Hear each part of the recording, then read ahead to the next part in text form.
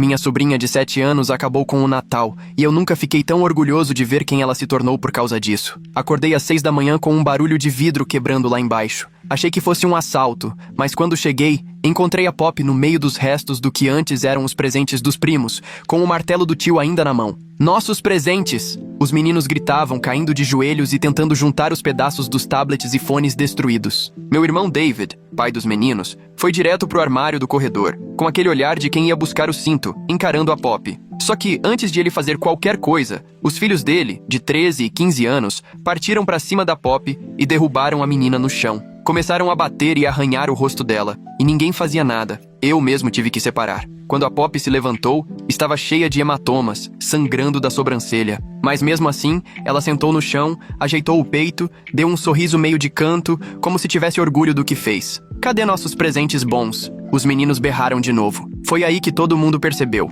Os presentes mais caros deles, os Playstations, iPhones, tudo que era realmente caro simplesmente tinha sumido. Não estavam quebrados nem embrulhados, só tinham desaparecido. Pop, falei baixo, ajoelhando do lado dela, enquanto o David tentava segurar os filhos que já estavam indo para a cozinha atrás de facas. Me conta o que aconteceu. Ela olhou em volta, viu a família toda parada, horrorizada. Seus filhos são uns valentões, ela disse pro pai, ainda com sangue escorrendo pelo rosto. Sua pestinha. Ele avançou na direção dela, mas eu segurei. Ano passado, eles destruíram o presente de Natal da minha amiga quando ela levou pra escola. A mãe dela juntou dinheiro 6 meses pra comprar aquela casinha de boneca, e eles pisaram em cima enquanto ela chorava. A esposa do David tentou defender os filhos, mas a Pop não parou. Esse ano inteiro, eles destruíram todos os presentes que eu ganhei. Quebraram meu telescópio no meu aniversário, botaram fogo no meu kit de arte. A gente nunca soube disso. David tentou se justificar. Eu contei pra todo mundo no dia de ação de graças. Pop cortou. Falei que eles destruíram a única foto que eu tinha da minha mãe e do meu pai juntos antes deles morrerem.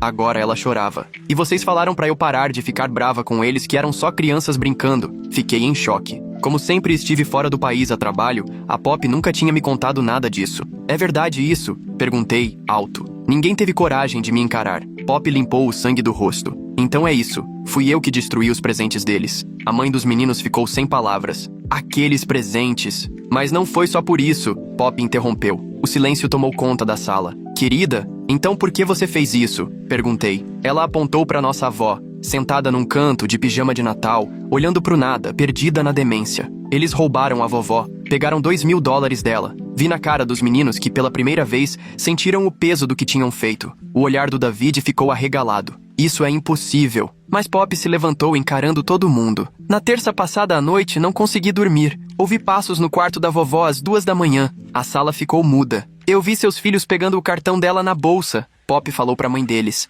Eles acharam a senha escrita no diário dela. Depois saíram de fininho. Eu segui os dois até o caixa eletrônico. Mentira! Um dos meninos reagiu. Tenho vídeo. Pop respondeu, tirando o celular do bolso. No vídeo dava pra ver direitinho ele sacando dinheiro. Os meninos começaram a tremer de medo. David pegou o celular da avó e ao checar o extrato, ficou branco. Filho, por quê? Ela deu esse dinheiro pra gente! Os meninos se desesperaram, tentando inventar alguma desculpa. Ela queria que fosse nosso. Nessa hora, Pop saiu correndo escada acima, abriu e fechou gavetas e voltou com uma carta. Na letra trêmula da vovó estava escrito: Querida Pop, estou piorando. Tem dias que nem lembro do café da manhã, mas lembro dos $2.000 que guardei pra caridade de Natal. Quero que famílias pobres tenham presentes. Se eu esquecer, por favor, me lembre. Com amor, vovó. O pai, quase chorando, perguntou: Por que você não me contou, Pop? Contei sim, ela gritou. E você mandou eu parar de mentir. Tomou meu celular quando tentei mostrar o vídeo. Você me bateu quando fui procurar o dinheiro. Ele se encolheu, escondendo o rosto. A mãe só olhou pros filhos, chorando, deixando claro que eles iam se ver com as consequências. Então, às 3:30 da manhã, Pop continuou. Anunciei todos os melhores presentes dos meus primos pela internet. De graça. Por isso que sumiram. Ninguém nem teve tempo de perceber. Em minutos, já tinham vindo buscar tudo. Não fiquei com nada. A sala ficou em silêncio. Todo mundo em choque. Foi aí que os meninos reagiram. Tentaram arrancar o celular da Pop pra apagar o vídeo, mas ela foi mais rápida. Já fiz backup igual o tio me ensinou. Vocês não conseguem apagar mais. Ela avisou. David, desesperado, segurou meu braço. Você é o tio preferido dela. Faz ela apagar o vídeo. A gente resolve isso em família. Olhei pra minha sobrinha de 7 anos, firme na frente de 2 moleques do dobro do tamanho dela. Acho que ela já resolveu. Enquanto a esposa do Dave conferia a conta bancária, o mais velho disparou pra cozinha. Ouvimos barulho de gaveta. Ele voltou segurando aquela mesma faca de antes. Antes que alguém conseguisse impedir, correu para cima da Pop com a faca na mão. Pulei na frente e segurei o pulso dele bem na hora que ele alcançou a menina. A faca parou a centímetros do rosto dela quando torci o braço dele pro lado. Ele reagiu com mais força do que eu imaginava para um garoto de 15 anos. A gente se embolou, girando, enquanto o resto só olhava, paralisado. O irmão veio ajudar e me agarrou pelo outro braço. Soltei a mão, mas continuei torcendo o pulso do mais velho até ver os dedos dele afrouxarem. Quando a faca caiu, ele ainda tentou pegar com a outra mão. Foi aí que senti a lâmina cortar meu antebraço. Uma dor quente subiu, mas eu não podia largar. Consegui pegar o pulso dele com as duas mãos e dobrei para trás até ele gritar e soltar de vez. A faca bateu no chão com um barulho metálico. Dei um chute com toda a força e ela deslizou até sumir embaixo do fogão, onde ninguém alcançava. O sangue já escorria pela minha manga e pingava no chão. Empurrei o mais velho com tanta força que ele bateu na parede. Fiquei entre ele e a Pop, que ainda estava sentada, com aquele olhar desafiador. Nessa hora, a esposa do David gritou ao ver o sangue espalhado pelo chão. David continuou parado, estático, sem conseguir acreditar no que tinha acabado de acontecer. "Ninguém vai chegar perto daquela faca, nem da Pop", avisei em voz alta para todo mundo ouvir. Os meninos respiravam fundo e me encaravam com ódio, andando de um lado para o outro feito bicho acuado, procurando outra brecha para atacar. O sangue ainda escorria do corte na sobrancelha da Pop, mas ela não chorava nem parecia sentir dor. Eu precisava tirar ela dali antes que aqueles dois inventassem outra. Fui recuando devagar até a porta do quintal. Girei a chave com uma mão só, sem tirar os olhos dos dois. "Pop, leva a vovó lá pra cima, pro banheiro, e tranca a porta", falei, firme, sem desgrudar o olhar dos meninos. Ela se levantou devagar e foi até a vovó, que estava sentada na cadeira, perdida, perguntando o que era aquela confusão toda, enquanto a Pop ajudava ela a levantar. Quando vi os garotos querendo subir a escada, me coloquei na frente deles. "Vocês não vão chegar nem perto delas", avisei de novo. Pop foi guiando a vovó escada acima, degrau por degrau, e eu fiquei ali, bloqueando o caminho com o corpo. Meu braço latejava, sangrando, mas eu ainda conseguia me manter de pé. O mais velho abria e fechava as mãos, como se quisesse pegar alguma coisa para usar de arma, enquanto o irmão cochichava algo para ele que eu não conseguia entender. Assim que ouvi a porta do banheiro bater e a tranca girar lá em cima, peguei o celular com a mão boa. Os meninos viram e começaram a gritar ameaças, dizendo o que fariam quando tudo aquilo passasse. Ignorei, disquei 190 e finalmente vi o David saindo do choque. O telefone tocou uma vez e a atendente atendeu. "Tem um menor que atacou uma criança de 7 anos com uma faca", falei rápido. "Várias lesões e suspeita de abuso financeiro contra a idosa. Precisamos de polícia e ambulância." David tentou tomar o telefone da minha mão, desesperado. "Desliga, a gente resolve isso em família", ele implorou. Me desvencilhei dele e passei o endereço para a tia atendente, enquanto os meninos continuavam a andar de um lado para o outro, murmurando ameaças baixinho. "As viaturas já estão a caminho", ela garantiu. "Mantenha todos separados e em segurança." A esposa do David já estava com o celular na mão, tremendo, passando pelos extratos bancários. A cada nova tela, o rosto dela ficava mais pálido, vendo saques que nem sabia que tinham acontecido. O David insistia que não precisava chamar a polícia, que eu estava exagerando. "Teu filho de 15 anos acabou de tentar esfaquear uma criança de 7. Joguei na cara dele. "Acorda." De repente, o mais novo disparou correndo para a escada, dizendo que precisava apagar uma coisa no computador. Fui mais rápido, bloqueei ele com o corpo e ele caiu sentado no chão. O irmão tentou passar também, mas fiquei plantado no primeiro degrau. "Ninguém vai chegar perto da Pop nem apagar nada", avisei mais uma vez. Os dois tentaram me empurrar juntos, mas eu tinha mais peso que eles. "A polícia já está chegando e todas as provas estão salvas", anunciei alto. Os meninos se entreolharam apavorados e começaram a cochichar sobre os celulares deles. "Sentem aí e fiquem quietos", mandei. A esposa do David já chorava, mostrando para ele os extratos na tela. Milhares de reais tinham sumido nas últimas semanas. Lá de cima, a voz miúda da Pop atravessou a porta dizendo que o vídeo estava salvo em 3 lugares diferentes, igual eu tinha ensinado. Ela estava ali, sangrando, com aquele sorrisinho de canto, enquanto os primos berravam pelos presentes destruídos. Algo me dizia que ela tinha planejado tudo daquela manhã, desde a hora até a carta deixada lá no quarto. Um alívio enorme me tomou ao saber que as provas estavam seguras. Ainda dava para ouvir a vovó perguntando pela bolsa e por que estavam no banheiro. O som das sirenes foi aumentando lá fora. Quem estava de olho na sala ficou nervoso, ajeitando roupa, guardando o celular, tentando parecer normal. David passava a mão no cabelo sem parar, reclamando que tinha perdido o controle da situação. A porta da frente abriu de repente, batendo na parede, e 2 policiais entraram já com a mão nas armas. Levantei meu braço bom, pressionando o ferido com a outra mão. "Eu que liguei", avisei. "Tem uma faca embaixo do fogão." O primeiro policial, um homem grande, grisalho, com cara de quem já viu de tudo, usava um crachá escrito Mercier. Ele olhou para o sangue na minha camisa e para a bagunça na casa. Depois fez sinal para o parceiro. O policial mais novo foi direto nos meninos enquanto Mercier veio até mim. Me conta rápido o que aconteceu, pediu. Apontei para o mais velho e depois para a Pop, que ainda estava lá em cima com a vovó. Ele atacou minha sobrinha com uma faca depois que ela contou que estavam roubando nossa avó, que tem demência. Vi o maxilar do Mercier travando enquanto eu explicava sobre o dinheiro roubado, presentes destruídos, anos de bullying que ninguém quis enxergar. O sangue já encharcava a toalha no meu braço e pingava no chão. O policial mais novo ficou entre os meninos e o resto da família, e Mercier já pegava o rádio. Davi tentou chegar perto, mas parou quando Mercier levantou a mão. Senhor, por favor, fique onde está até a gente garantir a segurança aqui. Mercier olhou para o parceiro e, com firmeza, apontou para o mais velho. Algeme ele, por segurança de todo mundo. O garoto começou a berrar que era injusto, mas já estava com os braços presos para trás. O metal fechou e, de repente, ele parecia o que era, um criminoso. O mais novo chorava, recuando até a porta, mas o policial mandou ele sentar nos degraus da frente, sob supervisão. O rosto do David ficou vermelho, e ele quis discutir por causa das algemas.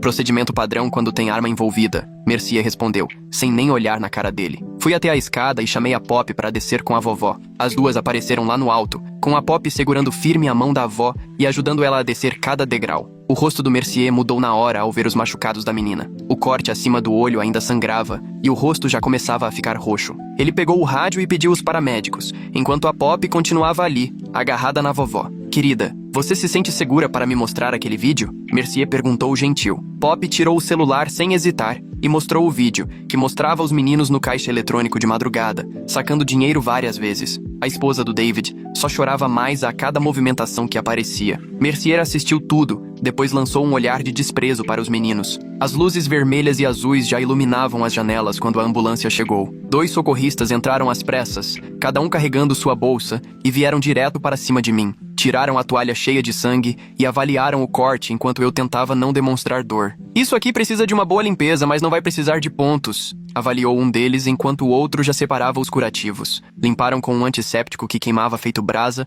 e depois enrolaram meu braço bem firme com gaze branca. Logo depois foram atender a Pop, que mal se mexeu enquanto examinavam o corte perto do olho dela. Esse machucado precisa ser tratado direitinho no hospital, disse a paramédica. E é melhor fazermos um raio-x nesses hematomas para garantir que está tudo certo. A minha avó continuava perguntando por que todo mundo estava machucado, tentando tocar o rosto da Pop. Eu fiz alguma coisa de errado? Ela repetia, angustiada. O Mercier me lançou um olhar e apontou para a cozinha. Precisamos guardar aquela faca em segurança. Ele me passou uma pinça do kit de evidências e abriu um saco plástico transparente. Me abaixei e, com a pinça, alcancei debaixo do fogão. A faca estava exatamente onde eu tinha chutado. Puxei com cuidado, sem encostar nela. Mercier lacrou o saco e escreveu em cima com uma caneta, enquanto a câmera no uniforme dele registrava tudo. Pela janela, pude ver o menino mais velho sentado no banco de trás da viatura, finalmente parecendo assustado, não mais bravo. Mercier pegou um gravador e colocou na mesa de centro. Preciso ouvir os depoimentos oficiais, começando por você, já que vai para o hospital. Me sentei e contei tudo, desde o barulho do vidro quebrando até o momento do ataque com a faca. O David tentava me interromper, dizendo que não era para tanto, mas Mercier cortou. O senhor vai falar na sua vez. Quando ele perguntou sobre outros casos, senti o estômago gelar. Lembrei de todas as vezes que a Pop tentou contar pra gente sobre brinquedos quebrados, objetos sumidos e pegadinhas cruéis. Ela falou para todo mundo no dia de ação de graças da foto dos pais que os meninos queimaram. Ela pediu ajuda, mas todo mundo fingiu que não era com a gente. O David ficou desconfortável quando Mercier perguntou por que nada disso foi denunciado. Criança faz essas coisas, murmurou o Dave, mas nem ele parecia acreditar. Mercier olhou firme para ele. A situação é grave. Lesão com arma branca, abuso financeiro de idoso, denúncias recorrentes de maus tratos. David ainda tentou insistir que eram só crianças, mas Mercier foi direto. Aqui, roubo de idoso é coisa séria, e isso obriga a notificação ao conselho tutelar e a proteção ao idoso. Antes que alguém respondesse, a vovó saiu do banheiro e foi pro corredor. Cadê minha bolsa? Perguntou. Preciso doar dinheiro para as famílias carentes nesse Natal. O jeito inocente e confuso com que ela falou fez a esposa do David esconder o rosto de vergonha. Até o próprio David não conseguiu encarar a mãe. Alguém pegou o meu dinheiro, disse a vovó triste. Eu estava guardando para caridade. Mercier pediu os extratos bancários para a esposa do David, que mostrou no celular com as mãos tremendo. Cada saque batia certinho com o horário dos vídeos da Pop. $2.000 em retiradas de 500, tudo em 4 noites. Quando os pais perceberam que os próprios filhos tinham feito isso, o choque foi nítido. Mercier recolheu os papéis e perguntou se eu queria prestar queixa e pedir proteção para Pop. Falei que sim, na hora. David me segurou pelo braço e começou a implorar para eu não fazer isso, dizendo que os meninos só tinham cometido um erro, eram apenas crianças e podiam perder o futuro. Olhei bem nos olhos dele, lembrando que o filho dele quase matou minha sobrinha com uma faca. Era uma decisão pesada, mas não hesitei. Mercier começou a preencher a papelada enquanto David mal conseguia parar de tremer. Os socorristas examinaram os ferimentos da Pop e avisaram que ela precisaria de pontos no hospital. Também avisaram que tudo deveria ser registrado, porque agora era caso de polícia. Falei que iria junto com ela. A esposa do David pediu para ir também, mas recusei. Depois de tantos anos defendendo aqueles meninos enquanto machucavam a Pop, não dava. Pop segurou minha mão enquanto íamos para a ambulância e pela primeira vez naquele dia, ela realmente se permitiu se apoiar em alguém. O começo do trajeto foi em silêncio, mas logo Pop começou a contar como tinha feito tudo. Disse que acordou às 3:30 da manhã e anunciou todos os presentes caros na internet de graça, usando aplicativos de venda e escrevendo "Quem chegar primeiro, leva" nas descrições. Em poucos minutos, começaram a aparecer pessoas pegando tudo. Ela falava com firmeza, mas as mãos tremiam. A adrenalina estava passando. No hospital, a enfermeira da triagem olhou para Pop e já marcou como caso suspeito de abuso. Nos levou direto a um quarto e começou a fotografar todos os hematomas e arranhões. Fez perguntas delicadas sobre o que aconteceu. Pop respondeu certinho, mas dava para ver que ela estava esgotada. A doutora Jules Madison entrou para dar os pontos na sobrancelha dela e ficou conversando baixinho sobre o gato, sobre filme, qualquer coisa para distrair.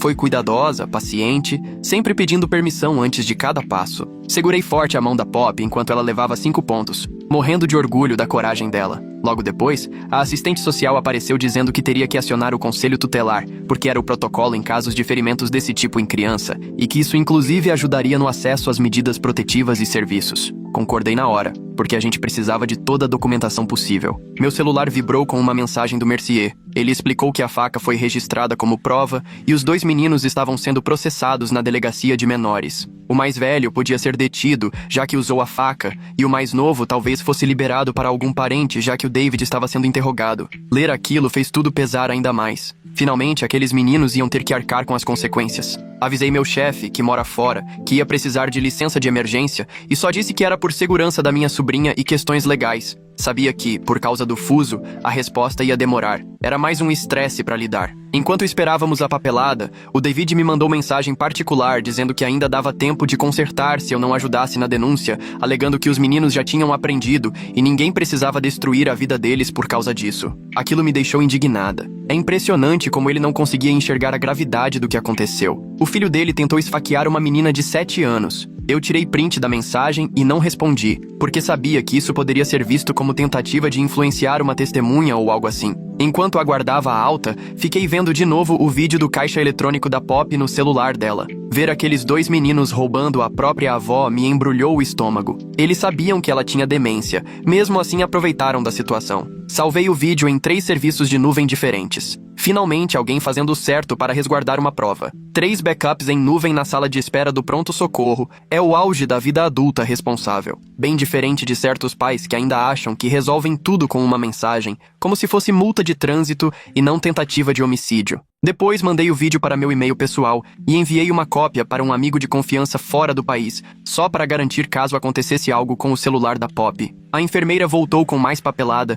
e avisou que ainda íamos esperar pelo menos mais 1 hora. A Pop já estava quase dormindo na cama do hospital. Finalmente tudo estava caindo sobre ela. Eu fiquei ali sentado, olhando ela dormir e pensando no que viria pela frente. Agora tínhamos boletim de ocorrência e prontuário médico. Os meninos estavam sob custódia, mas eu sabia que aquilo era só o começo de um processo que ia longe. O David e a mulher dele provavelmente iam contratar advogado e tentar abafar tudo. Mas dessa vez, eu não ia deixar que varressem para debaixo do tapete. A Pop merecia justiça depois de tudo que passou. Meu celular vibrou de novo, mais uma mensagem do David. Dessa vez ele ameaçou contar para o meu chefe sobre meu suposto comportamento instável se eu não retirasse as acusações. Tirei print dessa mensagem também e finalmente bloqueei o número dele. Logo depois, a assistente social voltou acompanhada de uma defensora das vítimas, que explicou o que ia acontecer dali pra frente. Datas de audiência, processo de guarda, apoio psicológico. Era muita coisa para assimilar, mas pelo menos a gente não estava mais sozinho.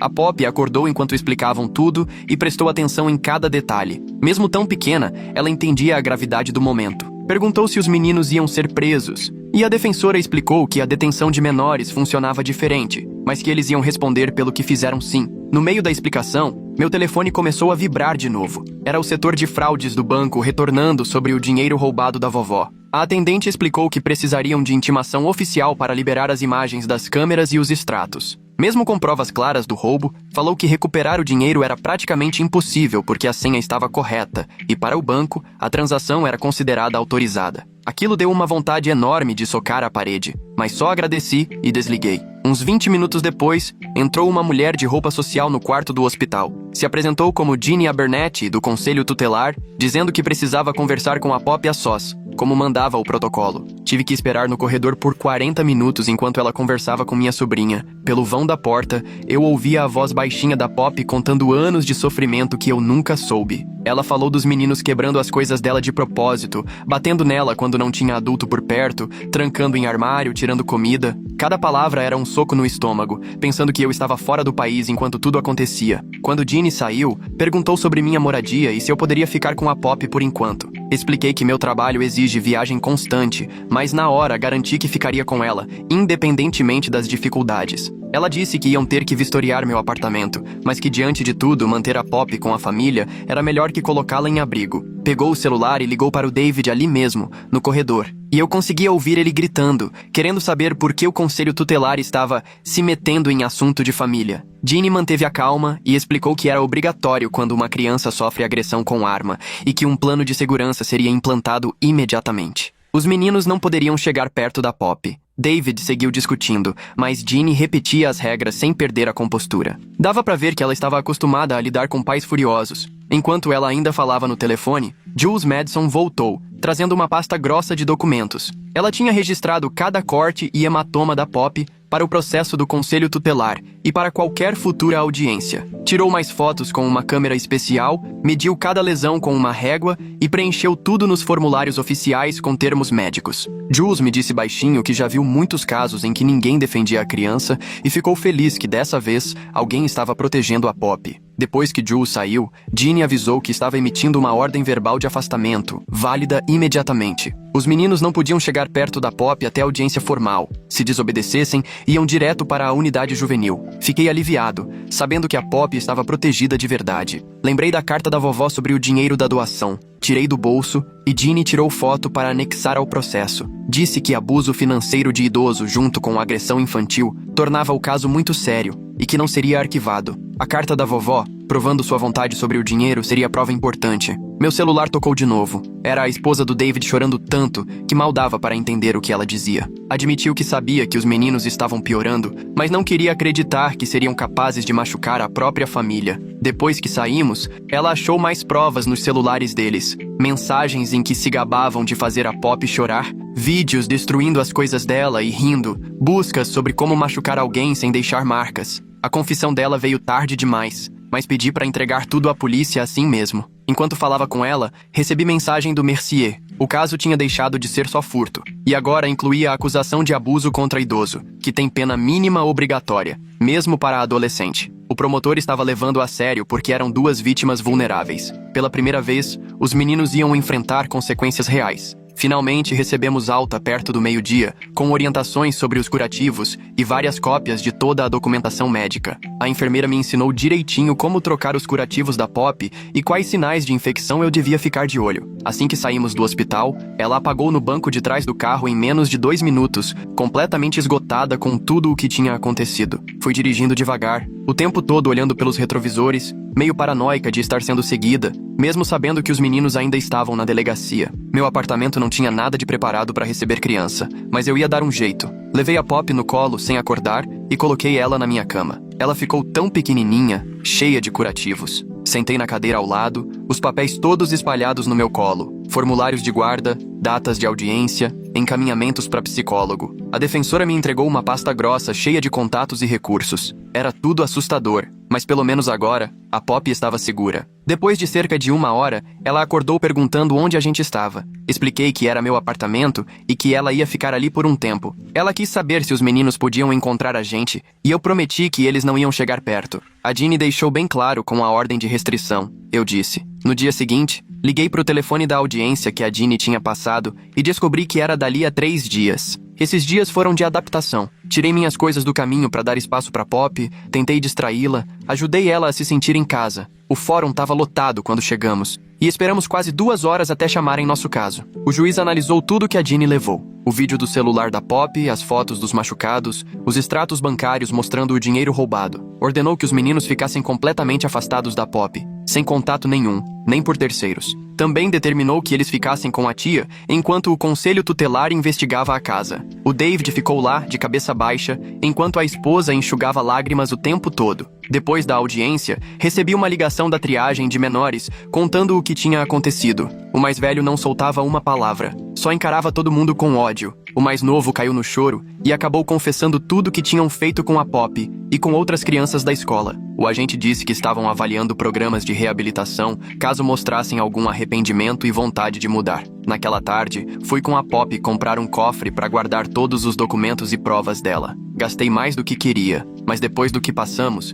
precisava garantir que estava tudo seguro. Ela mesma escolheu a combinação, usando números importantes para ela: a data da morte dos pais e o aniversário da mãe. Comecei a ligar para a lista de terapeutas que a Ginny deixou, mas todos tinham fila de espera de 6 semanas ou mais. Até que, finalmente, um consultório avisou que tinha uma psicóloga de crise que podia atender a Poppy logo. 2 sessões para ajudar com o trauma imediato. Marquei na hora, sabendo que não ia ser suficiente para tudo o que ela passou, mas já era alguma coisa. Uns 5 dias depois do Natal, acordei e percebi que a vovó não estava em casa. Precisei deixar a Poppy com a vizinha e sair dirigindo para procurar. Achei a vovó num ponto de ônibus, a quase 5 quilômetros, tentando ir para a igreja doar dinheiro para famílias carentes, mesmo sem ter nada para doar. O estresse de tudo só piorava a confusão dela, e de início nem me reconheceu. Passei horas pesquisando casas de repouso especializadas em memória, mas todas tinham fila de meses e custavam uma fortuna, impossível pra gente pagar.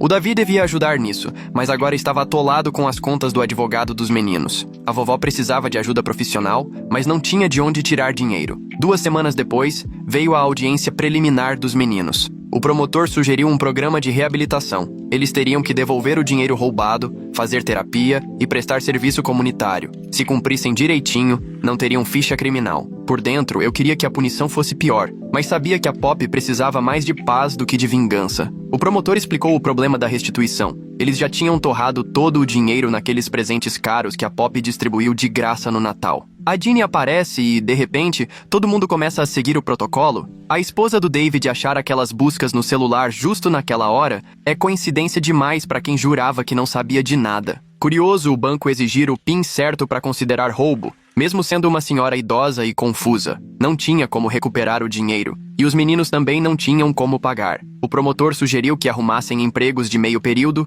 e fossem devolvendo aos poucos durante o ano. Aceitei, mas só se as medidas protetivas continuassem valendo e a segurança da Poppy fosse prioridade. O juiz concordou e ainda obrigou os meninos a fazerem terapia por pelo menos 6 meses. Parecia pouco, mas meu foco era ajudar a Poppy a se recuperar, não castigar os meninos. Na mesma semana, resolvi minha situação no trabalho. Entreguei toda a papelada do conselho tutelar e do tribunal. Pedi licença. Ganhei 1 mês sem salário. Um alívio por poder cuidar da Poppy. Um desespero pelas economias acabando com 2 pessoas para sustentar. Mesmo assim, aceitei. As semanas seguintes foram de adaptação. A Poppy fez as 2 sessões de crise que ajudaram um pouco. A psicóloga ensinou uns exercícios de respiração para ela controlar os pesadelos com os meninos. Eu ligava todo dia para a lista de espera da terapia, torcendo por uma desistência. Enquanto isso, o David e a esposa lidavam com os próprios problemas. O conselho tutelar ainda investigava. Eles faziam curso de pais e recebiam visitas em casa. Os meninos ficaram com a irmã do David, que me ligou uma vez para reclamar do comportamento deles.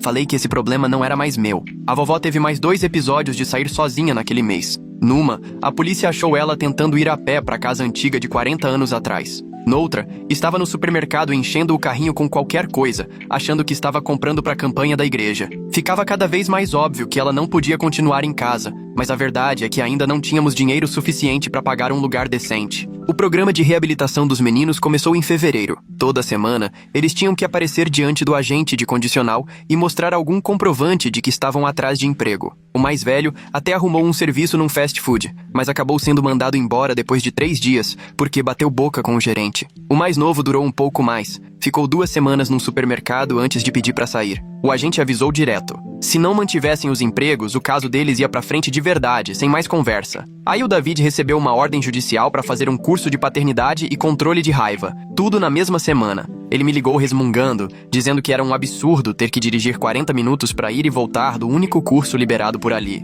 Depois, a esposa dele me contou que já na primeira aula, ele chegou atrasado uns 20 minutos e ficou lá no fundo de braços cruzados, todo fechado. O instrutor não teve dúvida. Mandou ele sentar na frente depois que pegou o celular para mexer durante a aula. Pelo menos ele foi, né? As sessões de controle de raiva eram piores ainda. 2 vezes por semana, R$ 200 cada uma. Ele tentou dar um migué, disse que não tinha dinheiro, mas o juiz foi direto. Se tá tão apertado assim, vende o barco. Passaram-se 2 semanas desse turbilhão e a orientadora da escola ligou querendo marcar um encontro com a Pop. Ela tinha um jeito tão calmo de conversar que foi a primeira pessoa que realmente fez a Pop se abrir. Ao invés de pressionar para perdoar, como a terapeuta anterior tentou, ela focou no que era possível. Será que a Pop conseguiria voltar a comer na cantina? Ela se sentiria segura se os meninos estivessem no corredor? As duas montaram juntas uma lista de coisas que poderiam ajudar a Pop a se sentir pronta para voltar, sem pressa, sem aquela cobrança para resolver tudo ou fazer as pazes. Só passos práticos, tipo contar com um grupo de amigas e saber que podia me ligar a qualquer hora.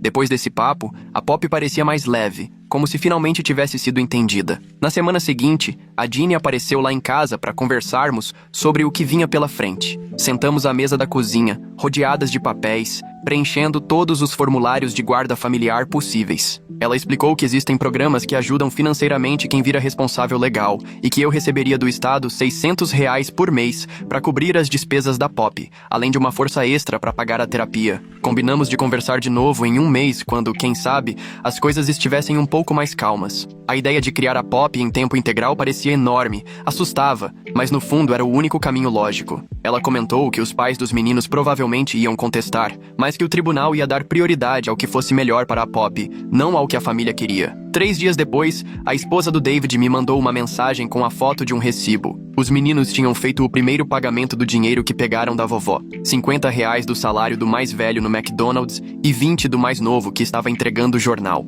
Ela queria que eu visse que eles estavam pagando pelo que fizeram, aprendendo a consertar o erro. Guardei a foto, mas não respondi. Do jeito que vai, levaria anos para pagarem os R$ 2.000 inteiros, mas pelo menos era um começo. O tribunal decidiu que metade de tudo que eles ganhassem seria para pagar a vovó. Naquela noite, sentei no sofá com a Pop dormindo ao meu lado, a cabeça dela encostada no meu ombro. Peguei um caderno e comecei a anotar o que eu realmente conseguia controlar no meio de tanta bagunça. Manter a Pop segura, não perder nenhuma consulta e simplesmente viver um dia de cada vez. A família estava toda desestruturada, o dinheiro apertado e nada se resolvia de forma fácil ou perfeita. Mas a Pop estava ali, respirando tranquila no meu braço, finalmente dormindo de verdade depois de semanas. Isso precisava ser suficiente por enquanto.